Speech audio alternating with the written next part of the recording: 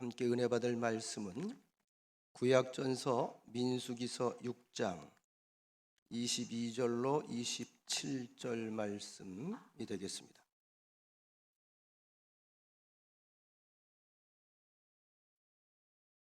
민수기서 6장 22절로 27절 말씀.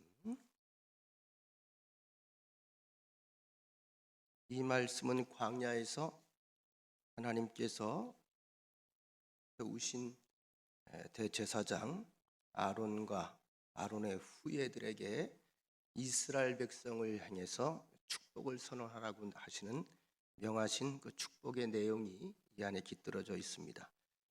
여호와께서 모세에게 말씀하여 이르시되 아론과 그의 아들들에게 말하여 이르기를 너희는 이스라엘 자손을 위하여 이렇게 축복하여 이르되 여호와는 네게 복을 주시고 너를 지키시기를 원하며 여호와는 그의 얼굴을 네게 비추사 은혜 베푸시기를 원하며 여호와는 그 얼굴을 네게로 향하여 드사 평강 주시기를 원하노라 할지니라 하라. 그들은 이같이 내 이름으로 이스라엘 자손에게 축복할지니 내가 그들에게 복을 주리라. 아멘. 오늘 말씀의 제목은 하나님의 관심 안에 거하라. 우리 함께 따라 해보실까요? 하나님의 관심. 하나님의 관심. 하나님의 관심이 무엇인지 그곳에 우리가 주목하고 살아가는 것이 참 신앙생활이라고 말씀드릴 수가 있습니다. 제가 이전에도 한번 소개를 몇 번 한 적이 있는데 제가 아주 좋아하는 시, 그리고 종종 제가 보면서 흐뭇해하는 시가 있습니다. 소설가이자 시인인 황경신 씨가 쓴 건데요. 여러분 기억나실 겁니다.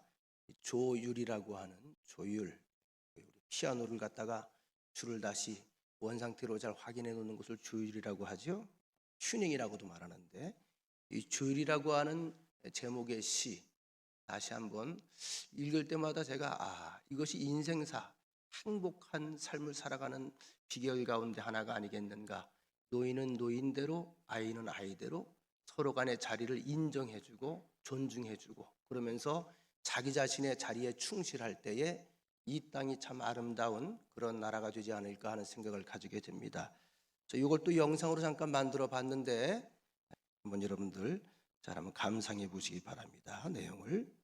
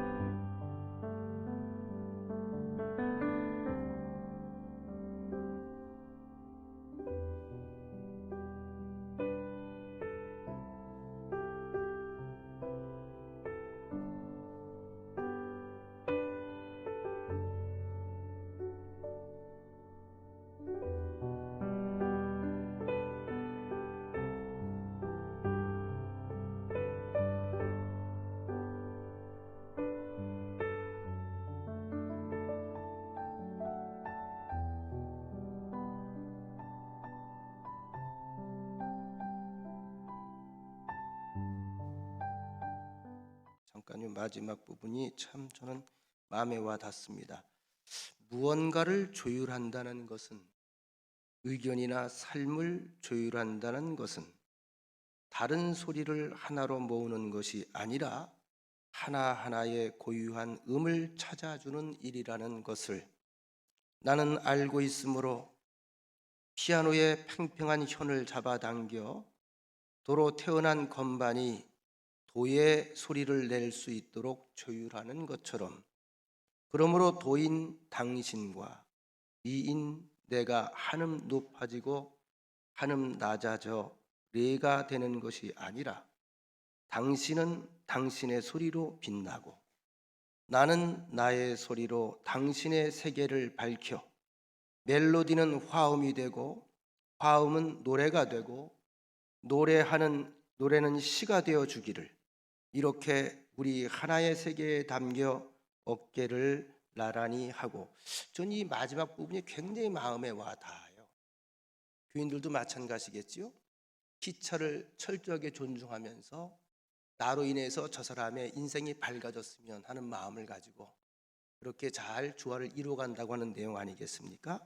여러분, 인생이 뭘까요? 인생을 한마디로 정의해 본다면 하나님의 섭리 속에서 새로운 생명체로 태어난 사람이 세월을 만나고 사람을 만나고 환경을 만나고 어떠한 사건을 만나면서 얼마나 지혜롭게 조율을 해 나가느냐, 이것에 의해서 행복과 불행이 정해지는 그런 과정이 아닐까 생각을 해봅니다.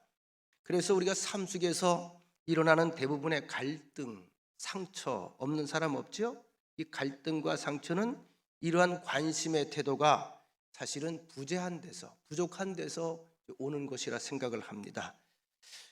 신혼부부가 아이를 낳았습니다. 갓 태어난 아이는 말을 못합니다.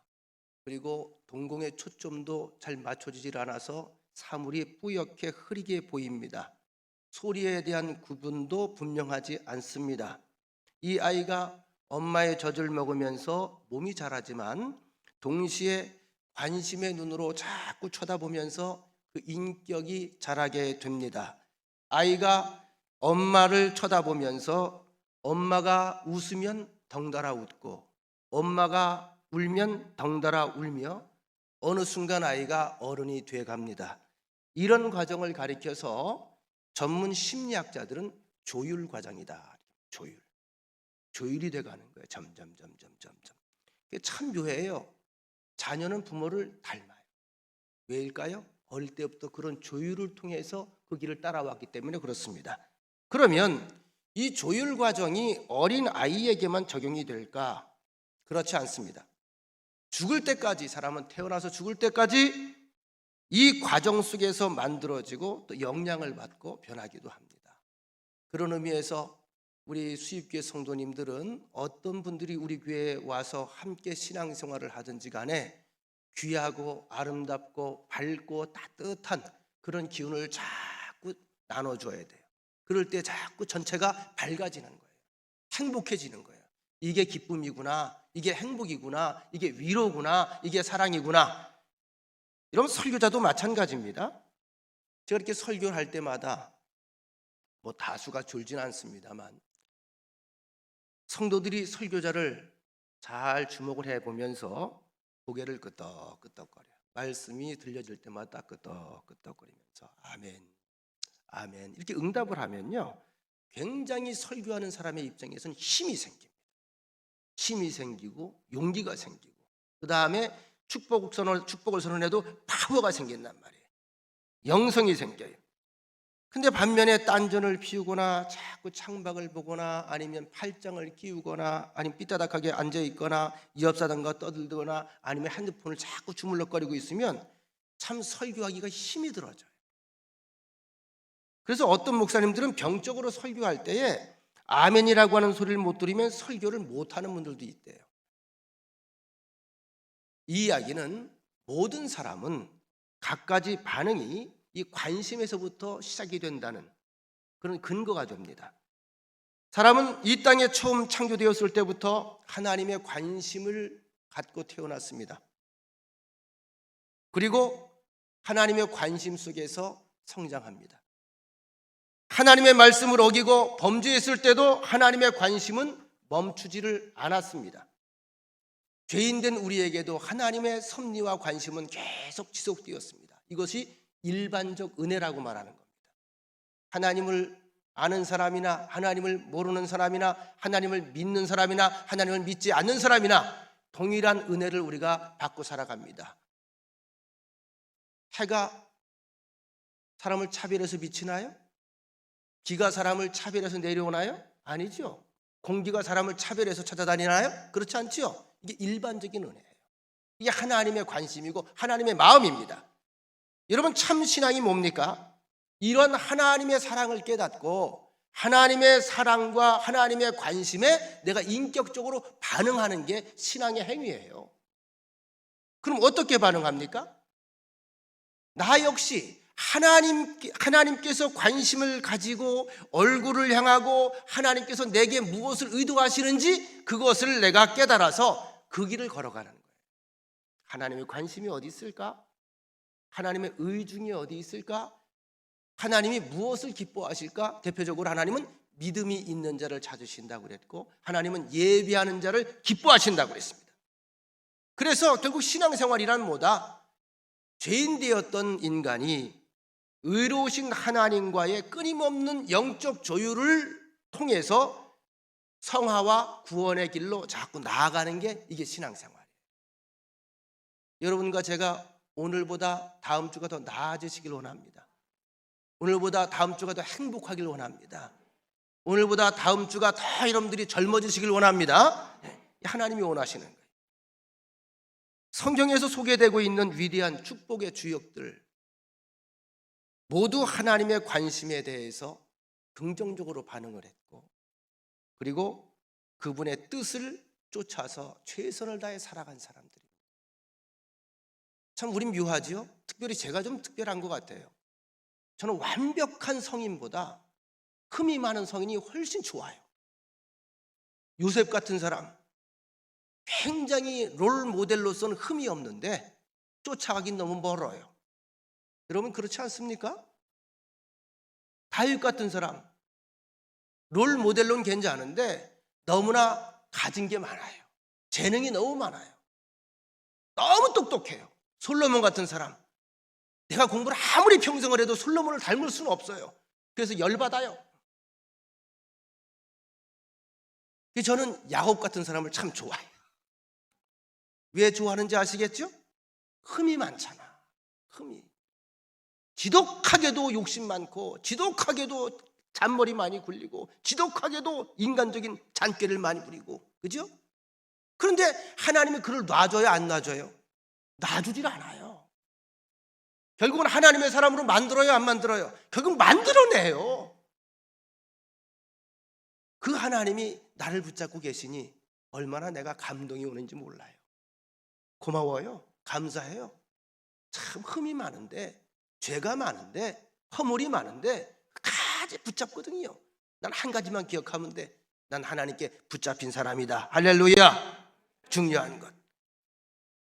오늘 본문의 내용은 출애굽한 이스라엘 백성이 시내산에서 하나님께서 이제 율법을 통해서 난 너희의 하나님이다, 너희는 나의 백성이다, 이런 깊은 언약을 맺고 체결하고, 또 그들에게 성막을 지시를 하십니다. 이렇게 성막을 지어서 이곳에서 예배해라. 예배의 의미를 깨닫게 해주시고, 예배의 정신을 깨닫게 하시고, 예배를 통해 하나님과 만날 수 있고, 예배를 통해서 죄 사함 받는 방법을 가르쳐 주십니다. 그리고 난 뒤에 대제사장으로 세운 아론과 그 자손들에게 이제 이스라엘 전 백성을 향해서 축복할 것을 명령하시는 내용인데, 일명 그래서 대제사장의 축도 또는 대제사장의 축복, 이렇게 이야기도 합니다. 자, 오늘 24절로부터 26절까지 다시 한번 읽습니다. 함께 읽으실까요? 시작. 여호와는 내게 복을 주시고 너를 지키시기를 원하며 여호와는 그의 얼굴을 내게 비추사 은혜 베푸시기를 원하며 여호와는 그 얼굴을 내게로 향하여 드사 평강 주시기를 원하노라 할지니라 하라. 그 내용을 살펴보면 하나님이 너희에게 복 주시기를 원한다. 그러니까 눈치 빠른 사람은 잽싸게 아멘하고 받아 먹는 거예요. 다시 복 주시기를 원한다. 하나님은 너희를 지켜주시기 원한다. 하나님은 내게 은혜 주시기를 원한다. 하나님은 내게 평강 주시기를 원한다. 그러니까 이 축복은 우리가 원하는 거이기도 하지만 우리가 원하기 이전에 하나님의 우선된 바람이었어요. 이처럼 주의 백성들에게 주기를 원하며 잘 되시기를 원하는 분이 내 아버지입니다. 잘 되라는 거예요. 잘 크라는 거예요. 하나님께서 우리에게 복 주시길 원하시는데 이러한 복들이 임할 때에 중요한 관점이 뭐냐 하면 하나님이 나를 향해서 얼굴을 트신다는 거예요. 여러분, 관심 없는 사람이 떠들면 그 사람 쳐다봐요, 딴청해요. 제가 설교할 때도 보면 가끔 딴청하는 교인들이 있어요. 우리 교인 빼고 땅에 뭐가 있는지 그저 땅 쳐다보고 있는 분, 창문 밖에 이렇게 멍 때리고 있는 분, 가만히 보니까 위에 뭐가 임재하긴 임재를 해요. 제가 물어보는 거죠. 너는 무슨 영이냐? 그랬더니 멍영입니다. 이런 복을 못 받는 거예요. 얼굴을 틀어야죠. 눈과 눈이 마주쳐야죠. 그죠? 이게 관심을 표명하는 것 아니겠어요? 굉장히 중요한 것입니다. 하나님이 우리를 향하여 얼굴을 돌리신다. 이게 축도의 핵심이에요. 하나님이 나를 보고 계시다. 하나님이 내 인생에 깊이 관심을 가지고 들여다보신다. 지금 이 시간에도 하나님의 얼굴이 우리를 향해 있음을 여러분들이 믿으시길 바랍니다.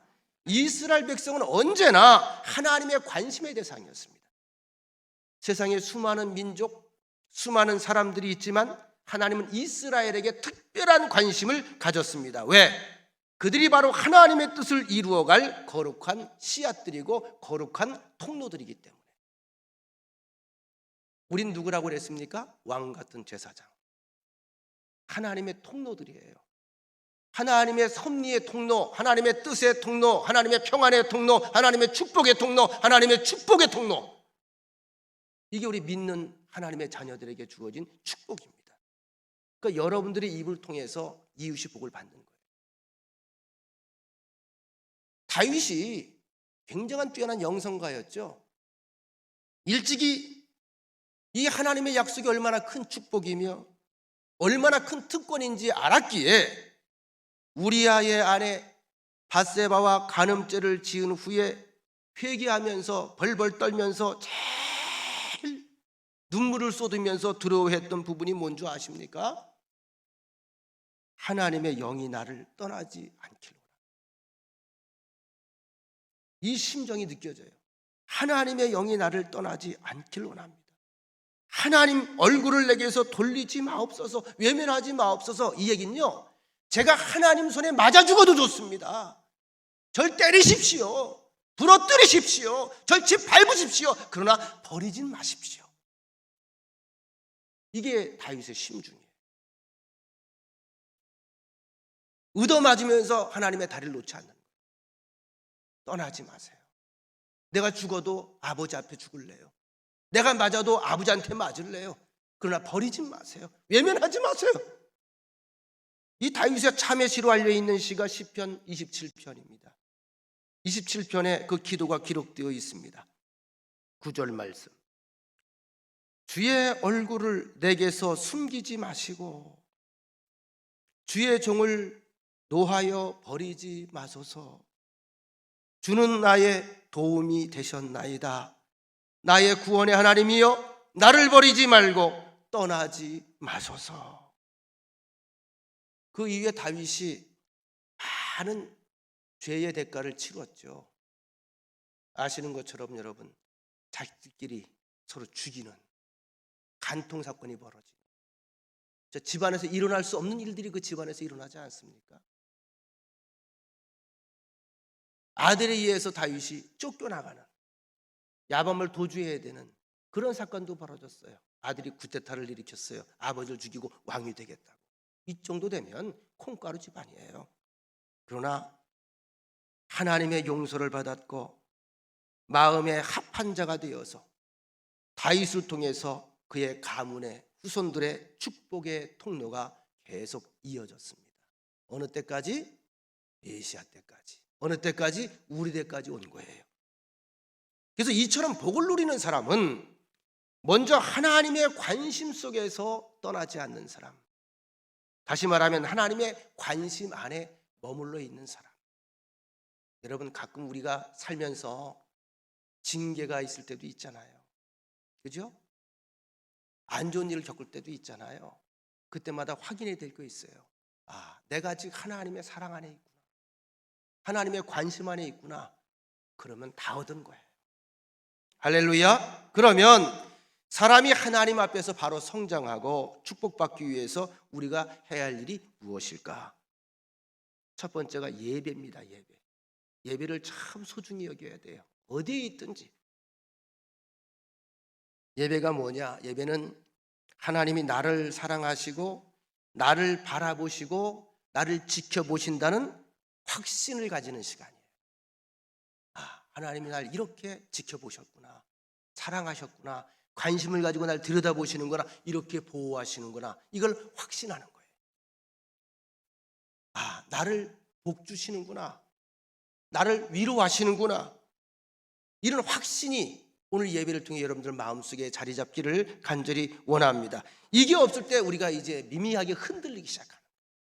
마음의 평안이 사라지고 좌절하게 되고 불안감이 엄습해오고 자꾸 우울증이 엄습해오고 세속적인 악한 영들이 자꾸 내 마음을 지배하고, 식물에게 햇빛이 필요한 것처럼 우리 영혼들에게 있어서도 하나님의 얼굴의 광채가 필요합니다. 오늘 예배를 통해서 이 하나님의 광채를 맛보는 여러분 되시기를 간절히 축원합니다.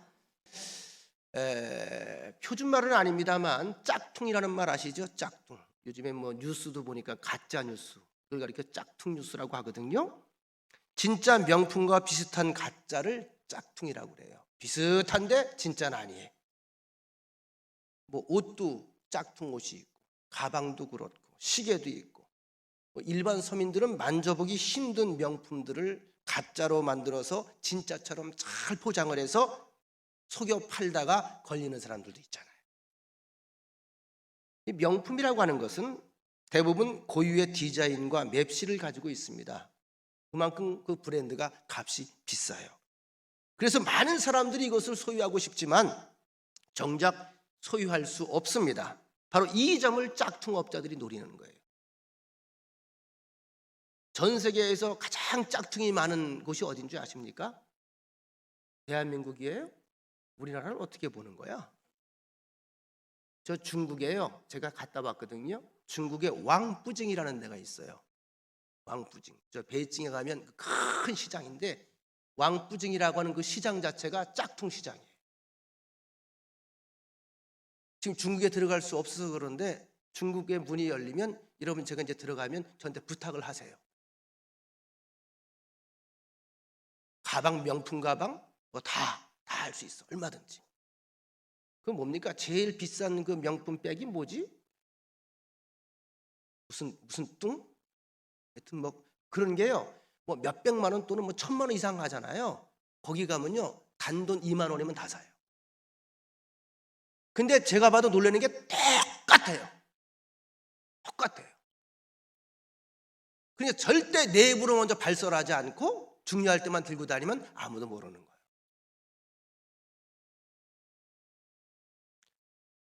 이 고급 브랜드를 선호하는 사람들의 이 심리와 습관을 아주 교묘하게 이용해서 이제 돈 버는 사람들이 이렇게 생긴 건데, 그러나 분명한 점은 고급 명품일수록 개성이 있고 독창성이 있다는 거.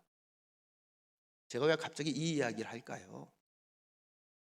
최근 여론조사에 의하면 자신의 외모에 대해서 만족합니까? 라고 하는 질문에 남자는 20%만 만족을 한대요. 20%. 이 정도면 뭐 괜찮지 않겠습니까? 그 20% 안에 제가 들어가 있습니다. 이 정도 얘기하면 웃을 만도 한데 저는 뭐 손댈 게 없다고 봐요. 만족해요.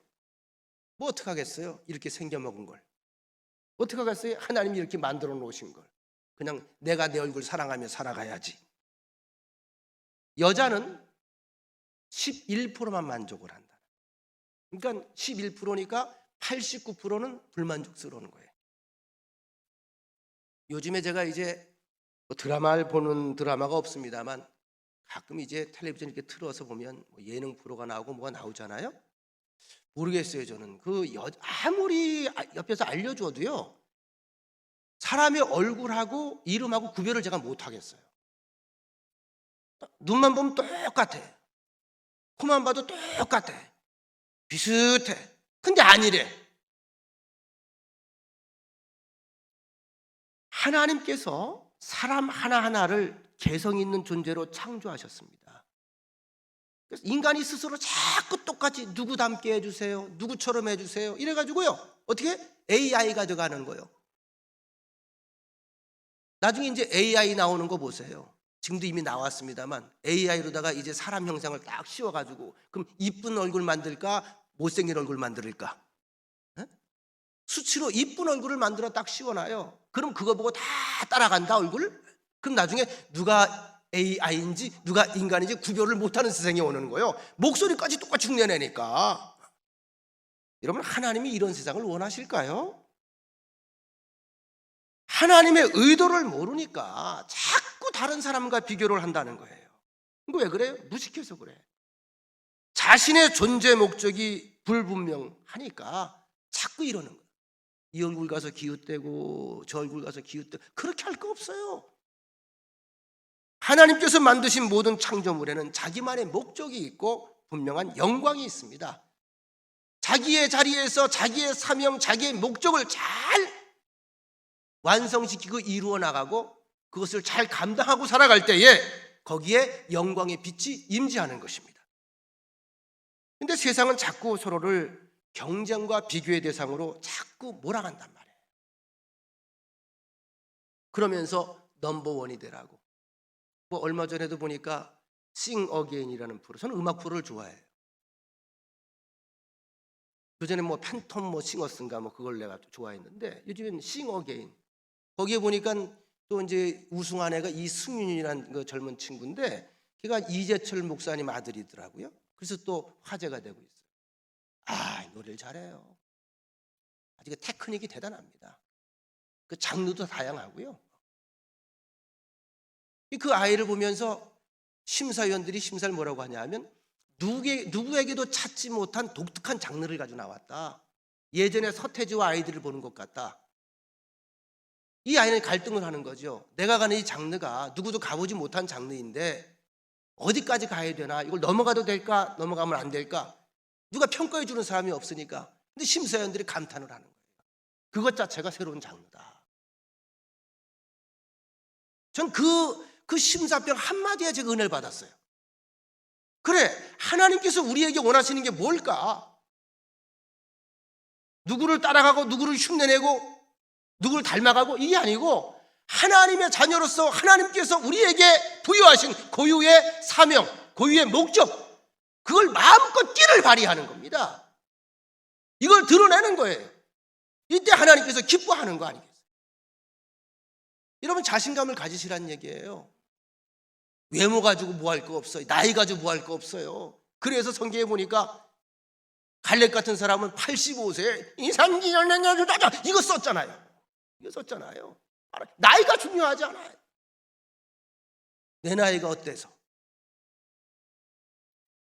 세상도 그런 노래를 부르는데 뭐 예수 믿고 신앙생활하는 사람이 요즘에 속회 우리가 못 드리고 있습니다만 과거에 보니까 저는요 나이가 이제 70이니까 속회도 은퇴해요 이런 소리하고 앉았어요. 이거 잘하는 소리가 아니에요. 세상 사람도 내 나이가 어때서요? 100세 그러고 나와. 그 하나님 믿는 사람이 영원한 나라를 소유한 사람들이 나이가 무슨 나이가 은퇴 나이가 어디 있습니까? 우리가 주님 나라 갈 때 들어가서 내가 이 나이가 백세 그래봤자 막내요. 끝까지 좀 건장하게 여러분 믿음 안에서 아멘도 외치고 할렐루야도 외치고 하나님도 외치고 좀 그렇게 강성으로 살아가시기를 축원합니다. 여러분 세상은 자꾸 넘버원이 되라고. 넘버원 최고가 되라. 그러니까 최고는 하나밖에 없잖아요. 다 1등 할 수 없잖아요. 근데 1등만 다 되려고 하니까 나머지는 자꾸 우울한 생각이 들어가는 거죠. 아니 안 되는데 그게. 하나님께서 우리에게 원하시는 건 넘버원일까요? 아니에요. only one입니다. only one. 오직 너만이 할 수 있는 걸 해라. 이게 하나님의 바람이에요. 여러분 자녀들이 있고 손주들이 있죠. 똑같이 컸으면 좋겠어요. 개성 있게 살았으면 좋겠어요. 큰애는 큰애대로, 둘째는 둘째대로, 셋째는 셋째대로 자기 색깔을 가지고 살아가야죠. 그렇잖아요.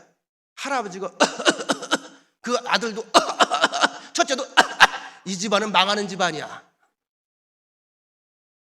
그렇지 않겠어요? 올리원으로 살아야 되는 거예요. 우리 수입교회 교인들은 수입교회 교인들로서 올리원 교회가 돼야 되는 거예요. 이 시대에 우리 교회에 맡겨준 사명이 무엇인가? 이 지역에서 그것을 우리가 발휘해야 된단 말이죠. 나만이 할 수 있는 일, 그걸 바로 가지고 최선을 다해 충성하기를 원하는 것이 하나님 아버지가 원하는 것이다. 그래서 그런 의미에서 하늘에서 보는, 하나님께서 보시는 여러분과 저는 짝퉁일까 명품일까? 명품이어야 돼. 따라합시다. 나는 명품이다. 나는 명품이다. 그 여러분들이 명품이 되면 누군가 여러분들을 이제 흉내를 내는 것들이 나와. 그 짝퉁들이. 그 얘기는 내가 명품으로 잘 살았다는 거예요? 못 살았다는 거예요? 잘 살았다는 거예요. 에베소서 2장 10절에 보니까 우리는 그의 만드신 바라. 우리는 그의 만드신 바라. 여기에서 만들었다라고 하는 말을요, 헬라어 원어를 보면 포이에마 이런 단어를 썼습니다. 포이에마. 영어를 빨리 떠올리시면 되겠습니다. 영어에서 시편 할 때 시를 포엠 이렇게 합니다. 포엠. 이게 포이에마에서 나온 거예요. 다시 말하면 하나님께서 우리를 만드셨는데 포이에마, 특별한 예술 작품으로, 특별한 명품으로, 특별한 걸작품으로 하나하나 손수 만드셨다는 거예요. 우린 작품들이에요. 여러분 상품은 짝퉁이 있을 수 있지만 인생은 짝퉁이 있을 수 없습니다. 있어서도 안 돼요. 그래서 가끔 보면 이제 개그맨들 가운데 조금 재미있긴 한데 조금 딱하고 좀 불쌍한 생각이 들 때가 있는 사람들이 모창으로 먹고 사는 사람들이 있잖아요. 과거 대통령 목소리 흉내내가지고 그것 때문에 쇼에 불러다니고, 그죠? 가서 알바하고. 한두 번은 재밌는데 계속 그러는 걸 보면 나중에 측은한 생각이 들더라고요. 남의 흉내를 내고 다녀. 여러분 옛날 애굽이나 바벨론이나 아수르 그리고 로마에는 짝퉁신이 있었습니다. 사람이 손으로 나무를 깎아서 후벼 파고 갖다 붙이고 또 돌을 다듬어서 세워놓고 새우치를 부어서 만든 짝퉁을 그들은 세워놓고 신이라고 불렀습니다. 출애굽기 20장 3절에 보면 그래서 하나님께서 분명하게 선언하십니다. 너는 나 외에는 다른 신들을 내게 두지 말라. 4절 너를 위하여 새긴 우상을 만들지 말고 또 위로 하늘에 있는 것이나 아래로 땅에 있는 것이나 땅 아래 물속에 있는 것에 어떤 형상도 만들지 말라. 5절 6절 그것들에게 절하지 말며 그것들을 섬기지 말라. 나 네 하나님 여호와는 질투하는 하나님인즉 나를 미워하는 자의 죄를 갚되 아버지로부터 아들에게로 3, 4대까지 이르게 하거니와 나를 사랑하고 내 계명을 지키는 자에게는 1000대까지 은혜를 베푸느니라. 우상은 짝퉁, 모조품, 가짜가 있습니다만 하나님은 오직 홀로 한 분이십니다. 그리고 하나님이 하시는 일도 하나님이 하시는 사랑도, 하나님께서 도우시는 역사도, 하나님께서 이루시는 구원도 가짜가 없습니다. 여러분, 돌로 만들고 금으로 입힌 돌부처 얼굴을 쳐다보고 있다고 복이 오는 게 아니에요. 이 금주선 넘어가다 보면 저 오른쪽에 무슨 절입니까? 절이 하나 있는 것 같아요, 그죠? 그러니까 궁금해서 한번 가보고 싶은데 한 번도 못 가봤어요. 그 큰 석가상이 있더라고요, 그죠? 그 앞에 빌어서 복을 받을 것 같으면 거기서 아주 움막 짓고 사세요. 산에 기괴한 현상을 가진 나무나 바위가 있어서 그 앞에서 지성을 드린다고 복이 오는 게 아니야. 가짜는 아무리 그럴듯해도 가짜일 뿐입니다. 오늘 본문에 보면 주어가 누구죠? 하나님. 살아계신 하나님, 창조주 하나님, 인격적인 하나님, 전지전능한 하나님께서 우리를 향해서 그렇게 친히 하시겠다는 약속입니다. 복 주시고 지켜주시고 은혜 주시고 평강 주시고, 어떻게 하시고? 뒤를 돌아보고 던지는 게 아니라 나를 향해서 가슴을 열고 얼굴을 대하여서 나를 향해 오셔서 그렇게 친히 주시겠다는 거요. 여러분, 그렇잖아요. 우리가 음식을 먹어도요, 집에서 개 키우는 분들이 있잖아요, 그죠? 고양이 키우고 이런 분들. 정말 고양이나 개를 사랑하는 분들은요, 개를 밥을 줄 때 야, 처먹어! 이렇게 안 하더라고요. 자기 아들이고 자기 딸이래. 그래가지고 꼭 개하고 눈을 마주치고 엎드려서 같이 먹으라고 그래. 같이 먹으라고. 개를 사랑해도 그래요. 근데 하나님께서 내게 뭘 먹이시고 입히실 때 던져준다는 거예요. 손수 먹여주신다는 거예요. 손수 이렇게 정성스럽게 먹여주신다는 거예요. 하나님은 광야에서 행진하고 있는 이스라엘 백성에게 친히 불기둥과 구름기둥으로 인도하고 보호해 주셨습니다. 밤낮 한 번도 그들 곁을 떠난 적이 없습니다. 그들이 요청한 것이 아닙니다. 하나님이 원하셔서 그렇게 하신 거예요. 원하셔서. 그들이 뭐가 필요한지 이미 아시고 계시기 때문에, 혹시라도 병이 날까 봐, 혹시라도 탈이 날까 봐. 하나님이 우리 야단치려고 불러낸 게 아닙니다. 굶기려고 불러낸 게 아닙니다. 병들어 죽게 하려고 불러낸 게 아닙니다. 괴롭히려고 하시는 것도 아닙니다. 땅만 바라보고 살아오는 백성들의 얼굴을 하나님을 향하여 들게 하시려고 나를 부르신 거예요. 이 땅의 모든 것은 저절로 생긴 게 아니에요. 산절로 수절로가 아니에요. 이 땅에서 시작된 것이 아니고 하나님께로부터 시작되었음을 알게 하시려고 광야로 불러내신 거예요. 광야는 뭐죠? 죽음이에요. 보호받지 못하는 곳이에요. 밤엔 추워서 죽어요. 낮엔 더워서 죽어요. 죽음의 광야에 불러내서 철저하게 하나님을 위아래로 다 감싸지 않습니까? 이걸 보여주신 거예요. 너희가 살고 죽는 것은 세상의 환경의 문제가 아니라 내 은혜 안에 거할 때 사는 것이다. 창세 이후에 사람은 줄곧 하나님의 관심의 최대 관심사였습니다. 그만큼 하나님의 기대가 큽니다. 그래서 하나님은 오늘 우리에게도 얼굴을 비추시고 복 주시겠다고 선언하신 겁니다. 또 한 가지, 내가 하나님의 관심을 받고 사는 존재임을 이제 아셨죠? 이젠 이 관심을 다른 사람에게 가지고 가야 돼요. 요즘 뭐 TV나 보면 이제 유튜브, 개인 유튜브들이 그렇게 많더라고요. 저도 가끔 잠들기 전에 이제 유튜브를 이렇게 봐요. 요즘엔 별게 다 나오죠, 유튜브에. 먹방 치면 먹방 그냥 쫙 나와. 밤마다 쏠 때 먹방 보시면 입에 침이 고여요. 근데 얘들이 유명한 사람들이 있더라고요. 조회수가 뭐 몇만 이상 넘어가기 시작하면 거기에 이제 페이가 붙는다는 거예요. 그 다음에 중간중간 광고 업체들이 붙어가지고 광고가 중간에 나와요. 그 얘한테 이제 수입이 가는 거예요. 모르겠어요. 우리 교회 이제 유튜브를 좀 띄우는데 그게 조회수가 많아서 돈이 생길런가 모르겠지만은, 자, 이게 전부 다 이제 관심을 끌기 위해서 아주 독특한 캐릭터를 가지고서 나오거든요. 어떤 사람은 많이 먹는 거, 어떤 사람은 맛있게 먹는 거, 어떤 사람은 그 말고 뭐 다른 물고기 잡는 거. 뭐.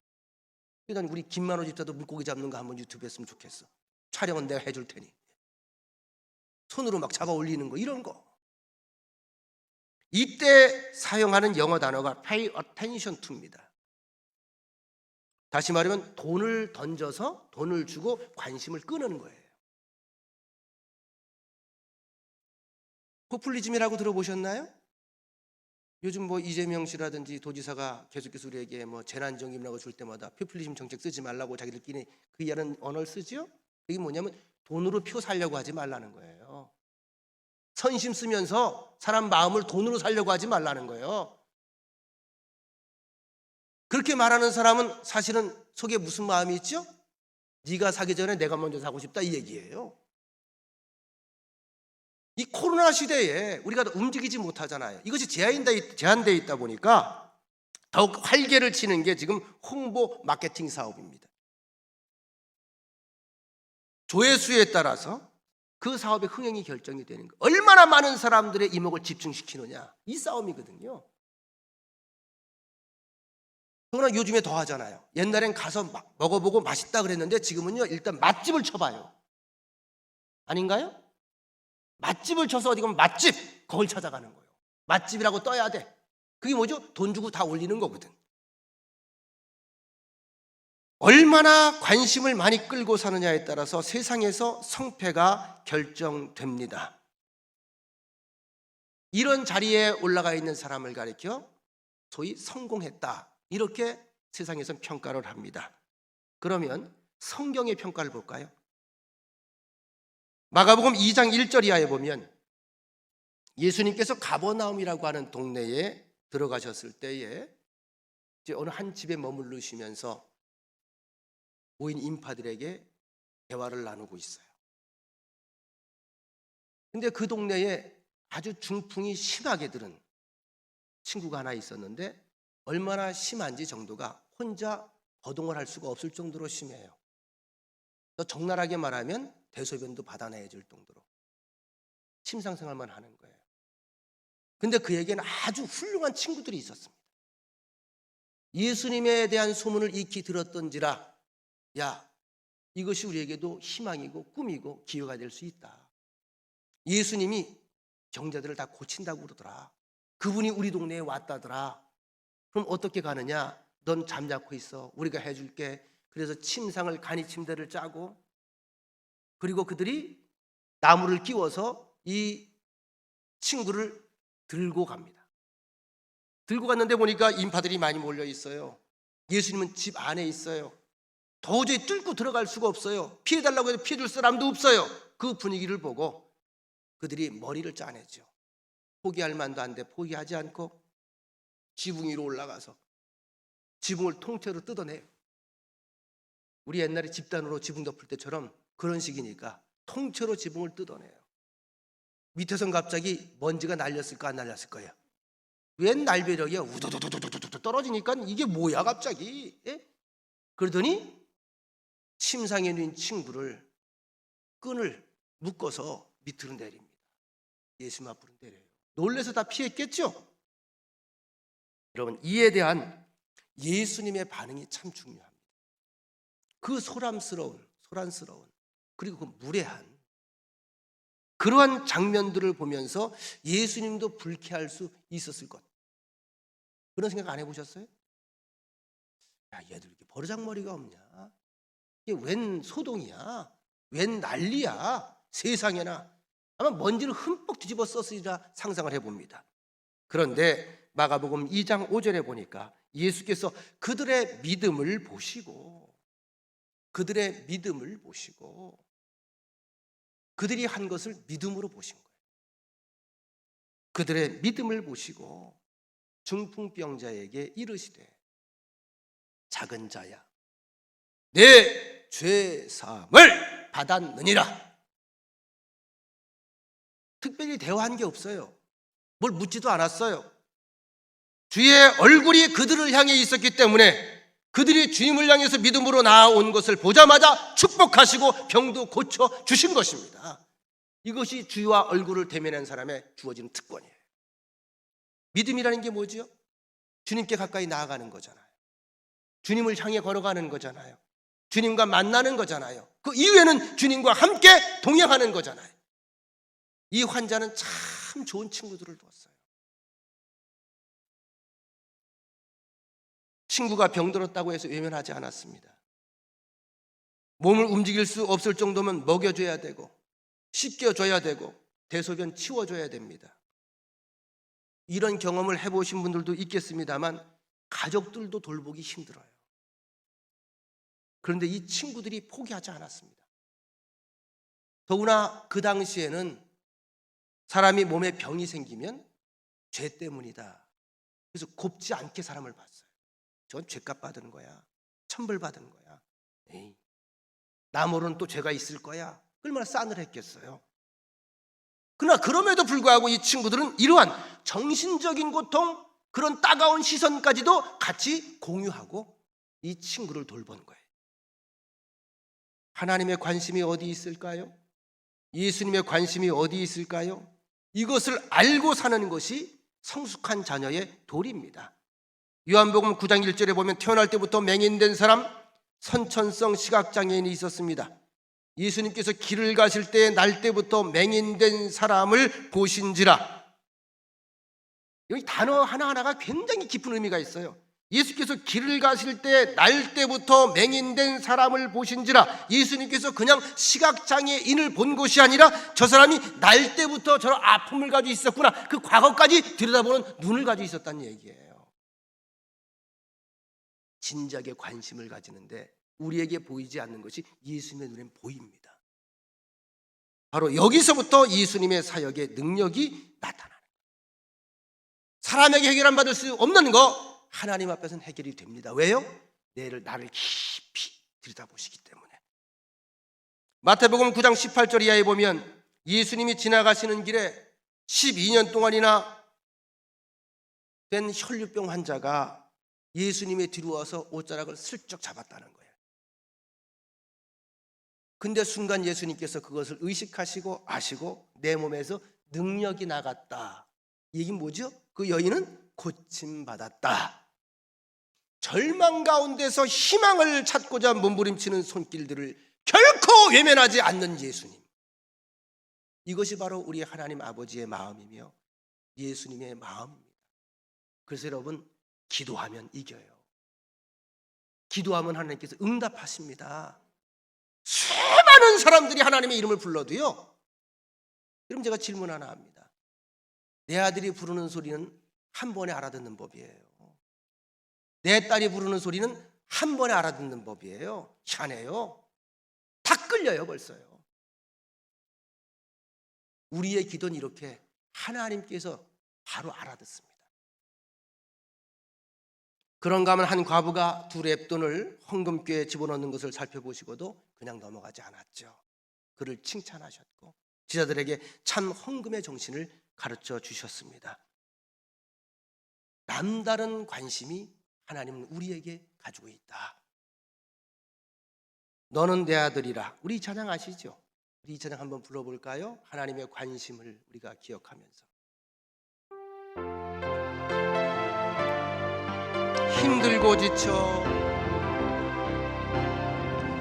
힘들고 지쳐 낭망하고 넘어져 일어날 힘 전혀 없을 때에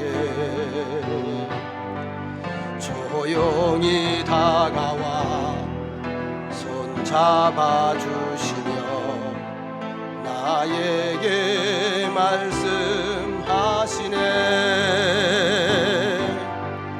나에게 실망하며 내 자신 연약해 고통 속에 눈물 흘릴 때에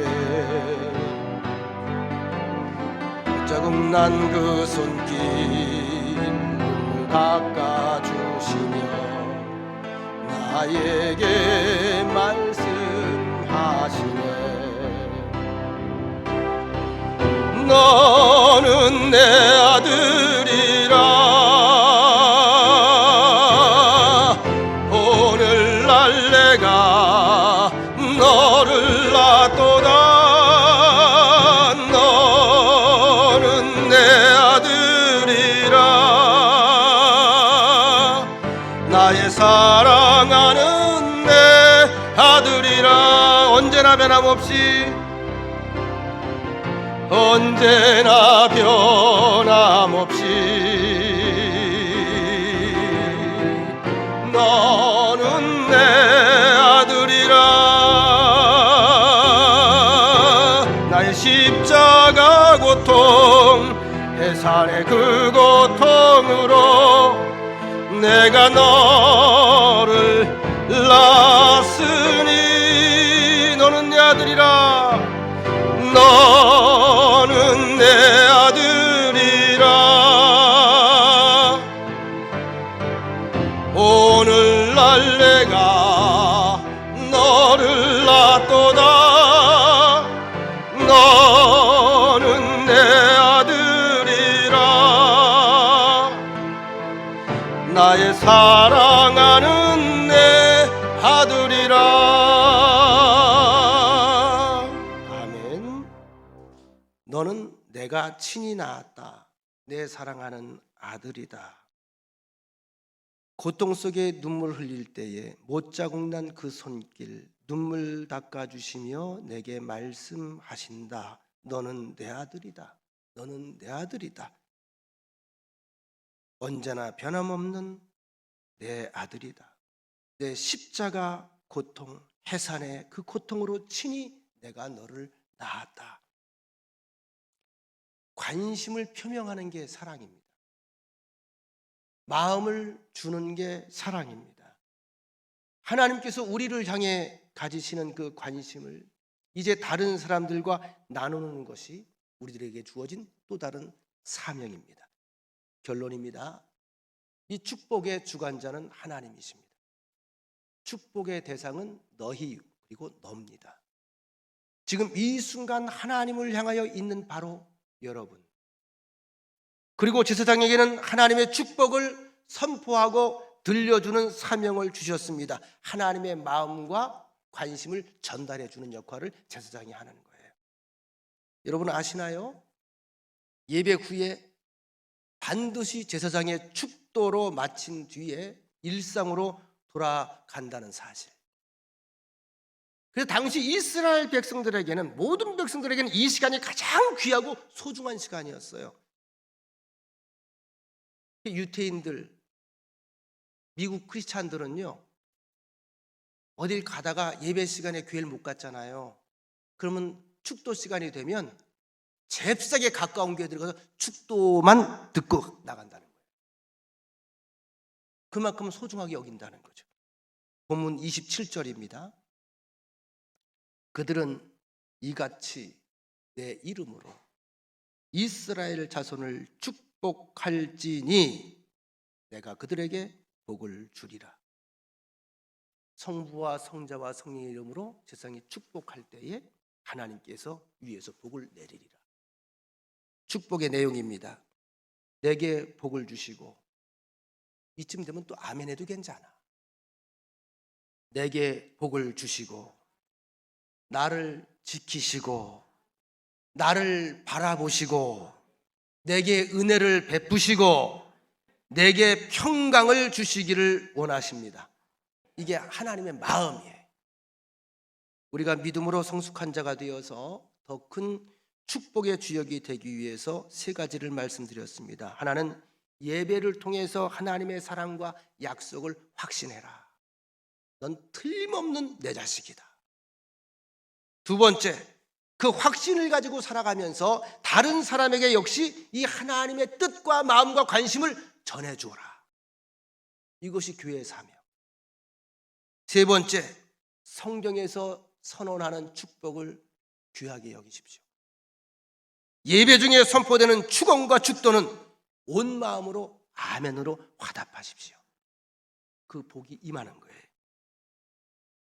여러분들의 발걸음에 이 복이 날마다 동행하시기를 축원합니다.